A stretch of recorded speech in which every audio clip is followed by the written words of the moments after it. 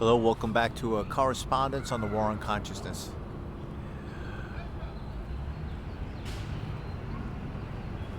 What's in call for is an honest appraisal. We the people.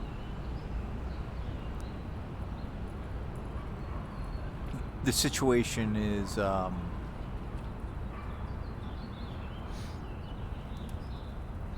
there's no BSing our way out of this. There's going to be no rhetoric. There's going to be no competitional defeat or win that's going to get us out of the situation we are currently in.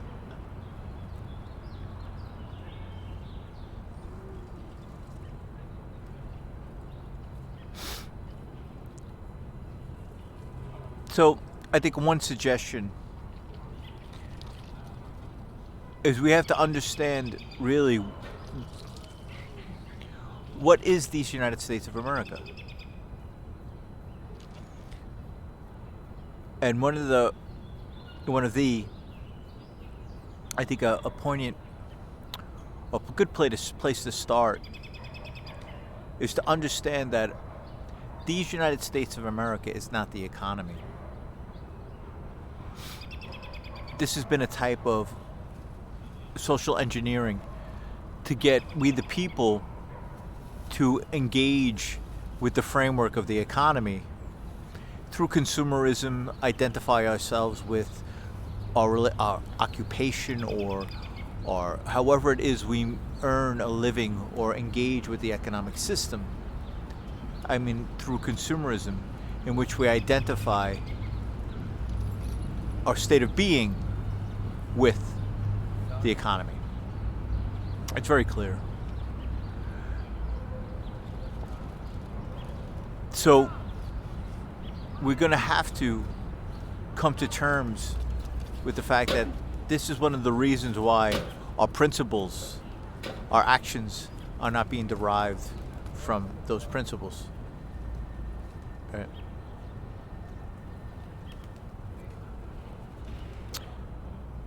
We can't blame Trump. In fact, you see people from this MAGA movement already calling out to hang Trump and saying, "Oh, he betrayed us."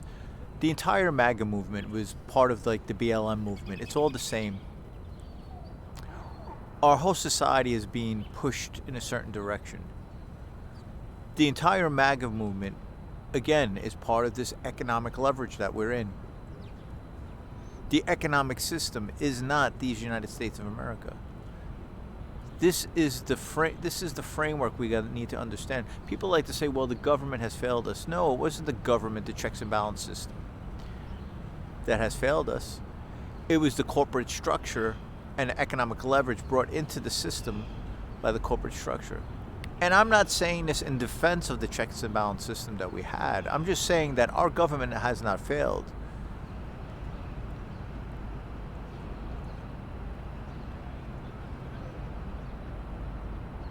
The economic system is not these United States of America.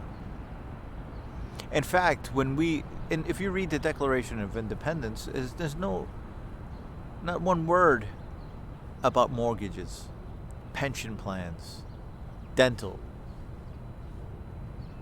I saw it was really well because there is not going to be any way to BS out of this. And the fact of the matter is that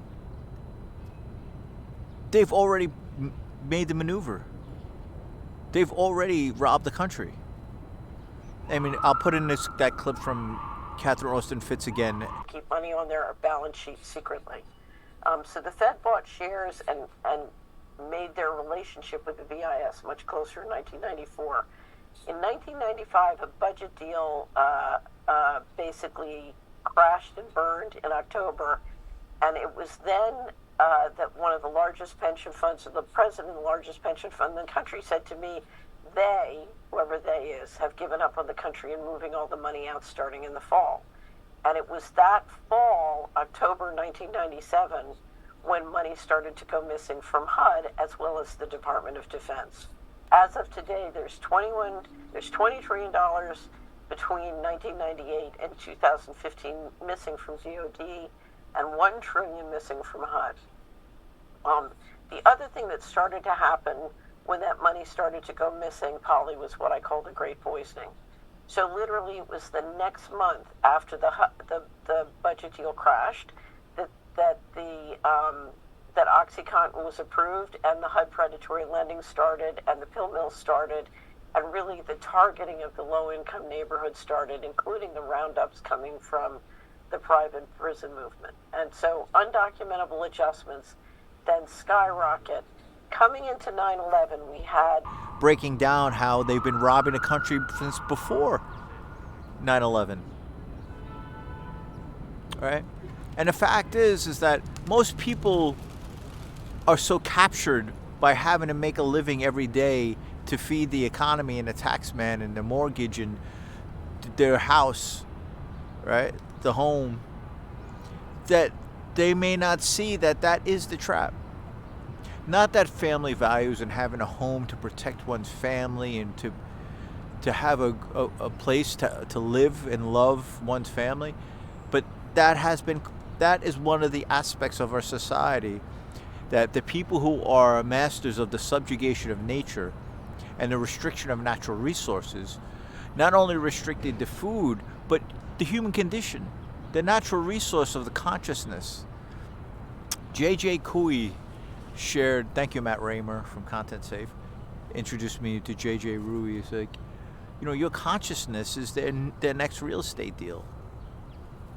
I forget how he termed it. I mean,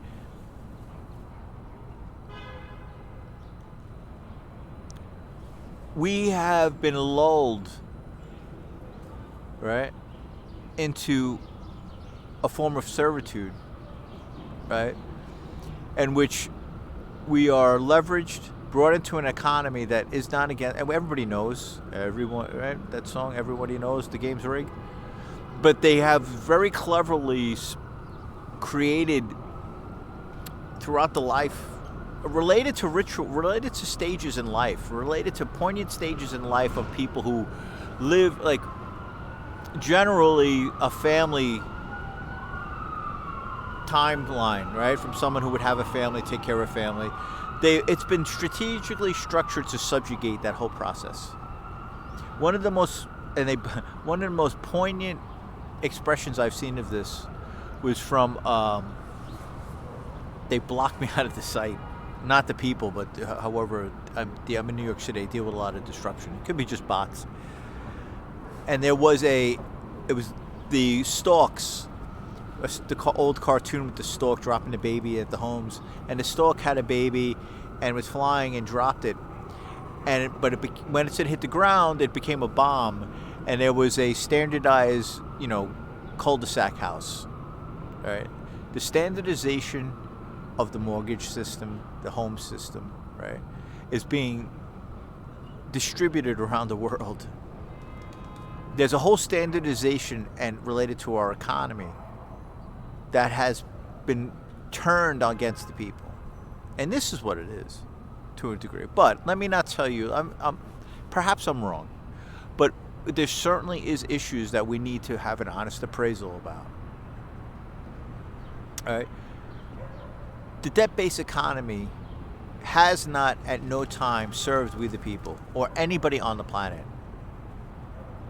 The central bank system does not serve we the people, but there have been many people, right, and generations since the beginning of the central bank system that live very comfortably in service of that system. But in service of that system, we are currently starving women and children and dropping bombs on children in another nation. Not because they're a threat, right? Not because they're going to come and put your home on fire or rob your children in the middle of the night. It's because the game has run the expansion game has run its course, right? And they need to run another game. And a new place they're running the game is the Gaza and the Middle East. This is the new field of play, right? So this is what we need. This is the honest appraisal we need, right? So the economy is not these United States of America.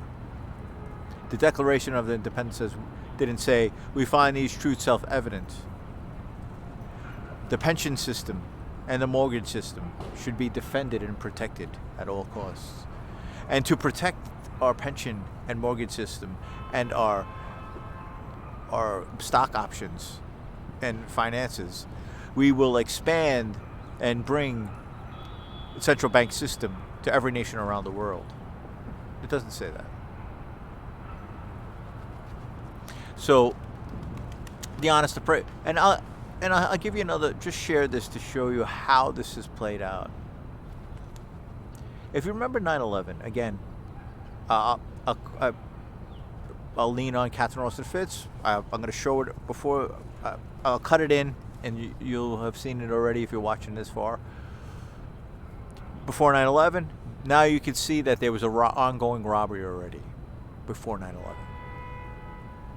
And here we are today, right? What was attacked on 9/11? If we look at public relations when it's weaponized, right? Hasbara, right? Immersive theater.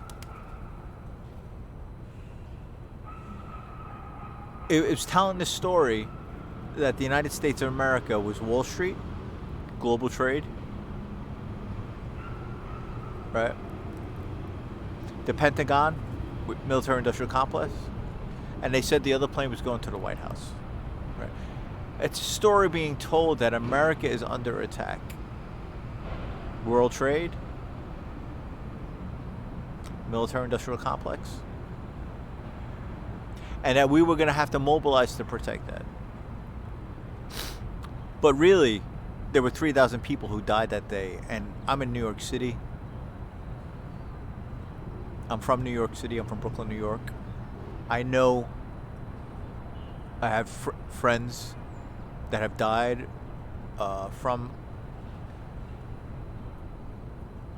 that day. I knew people who died that day, but I also know there are many people who have died since from adverse effects, cancer.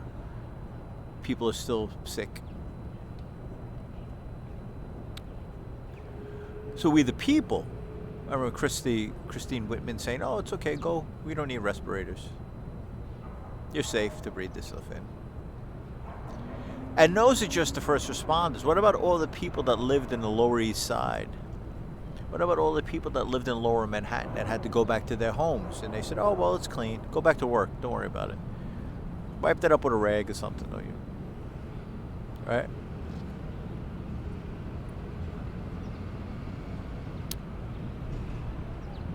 So an honest appraisal is, most people understand this, but we've been so captured by the economy that we've just accepted there's nothing we can do, and that we could jockey for a position, maybe get a degree, go to college, find a place, a spot in the economic system where, you know what, we could have a little, maybe an apartment, a house, maybe do okay, maybe, a few years down the line, put some money to buy a little property, maybe expand, buy a couple of businesses.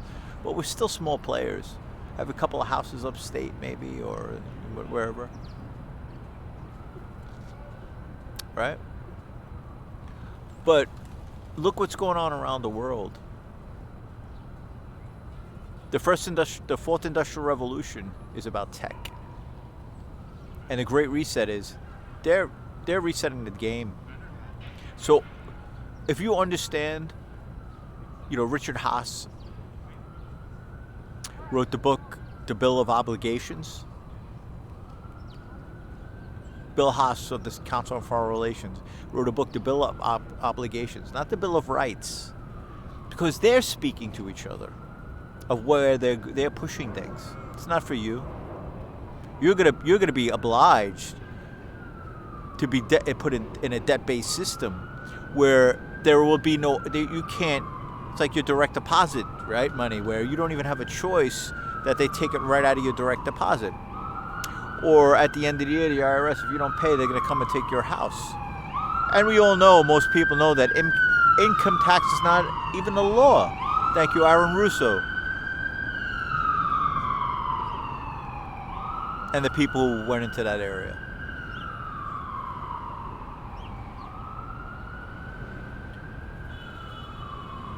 They're poisoning the children. Again, Catherine Austin Fitz, thank you. Okay, we know what the deal is for those who are not in a coma or totally captured. So the honest appraisal is that they're setting us, and this is why I think it is important, because they are setting us up against each other already. And there's going to be a huge amount of fallout from what Trump has done around the world. And why I'm saying this is I could see, there's a great film by Jean Renoir, the French filmmaker. You have to pardon me, I'm forgetting the name at the moment of the movie. I'm saying that, is it the lieutenant, the great lieutenant? But the story is World War I. There was a German and a French. With the World War, they were fighting against each other, and the nobility was the part of the fight, and most of them would be pilots. And what happened was that I believe a French nobleman and an army battalion was captured by a German. I could be mixing some of these details up, but I'll get to the factor is the underlying factor of what I'm saying stands. And so they captured, I believe, this French battalion, and so all the soldiers, right, the common people, were put in a prison. But the nobleman who was captured, who was flying one of the planes, was invited to stay in the German leader's home because he was a nobleman. And he was sitting down and they were serving dinner because they were of a different caste system or class. This is what we're dealing with globally. And when we see these things playing out with the Greater Israel project, we like to talk about it being Israel and Netanyahu. They're pawns in this game. Right? So we're in the middle of a huge geopolitical game being played by very wealthy, powerful people that we'll probably never know the names of. The people that are behind the Bank of International Settlements, the people who are behind the nation of Israel, the people right now who are using Israel and the Federal Reserve System and Wall Street to control our military and we the people. And they're going to hang Trump. They hung Trump already. They're going to hang Netanyahu and those nations and set up us into such a bloodbath. Well, we're in it already. And they're sowing the seeds of discord. They are sowing the seeds of we the people, the common folks of the world, to be at each other and be at war. Because they have to create this new infrastructure. And they have to be able to create unrest all over the world because they are going to control it through this new technology system. And this is what it is all about, this technology. But I went a little bit too far. Let me leave it at this. What I'm saying is that we the people, it's time for an honest appraisal. We have to really take a look at where we are in the economic system, our own home, how we could be very successful. How is your success in this economy really affecting, all right, where we're at? I'm not saying, it's this is for people. Obviously, if anybody's even listened this far, most people will be like, "Go F yourself." This is because this is a serious situation, and we need an honest appraisal to be able to deal with. Because we, the people, are going to have to do this one way or the other. Parallel economies are happening already, right? But this is what I would suggest. The water runs right down the mountain. The food grows right out of the ground. Shelter is not very difficult. Our whole economic system is not necessary. Think about it. It is unnecessary. A woman gives birth, they don't need a hospital. I saw recently there's a woman, there are still midwives in the world that they have made it like illegal, but they can't earn money because they say it's a crime. But there are still midwives in the world bringing babies into the world. And they say it's one of the most amazing natural experiences to be a part of, right? To be with some areas in the world, they'll have a whole family where a woman's given birth and a midwife is there to help the family, and the whole family participates in this new life coming into the world. And it's not one doctor, not one beep, not one insurance, so not one farmer, there's nobody. Anyway, our entire economy is unnecessary. There is no reason anything should be mandated. There is no reason in a free nation like these United States of America should the word authority be on anything. Never mind an MTA building, never mind a parks enforcement. There is no place for it. It is not necessary. There is no reason that health, there should be any mandate because it's unnecessary. The health, our society causes more problems than it helps. So, and that doesn't mean it all has to go out with the baby. It all has. Well, it's not going to. We're not going to turn it around tomorrow anyway. But these are the factors. At least we don't have to bullshit ourselves anymore. Let's stop bullshitting ourselves and in an honest appraisal that this is working at all. Because the fact of the matter is most people get to a point and they're enjoying their 40 acres and a mule because they invested well in their pensions. And they figure, oh, well, I did my time, they can take care of it now. And most people are comfortable enough. And those who have jockeyed for a position are kept a little bit away from the pain enough so they've been enjoying it. But that's all changing. We're in for some tough days ahead. And the honest appraisal is really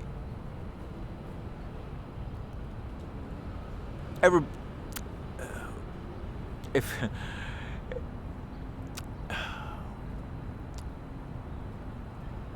a body of individuals means the individual has to be true, honest with themselves, healthy themselves, to be a healthy part of a society. And we need individuals that are healthy and honest and true, of men of character, to have a society of those people. And we're not doing it now. Because to make it in our society at the moment, everybody's on a take. It is the way this society works. We talk about things that pass of like corruption. Corruption is how it works. It's the name of the game. When something gets out of hand and the people who are running the game can't control their organized corruption, they hang someone out in the town square and then they're able to rein in whatever they don't have control of. That's the name of the game, right?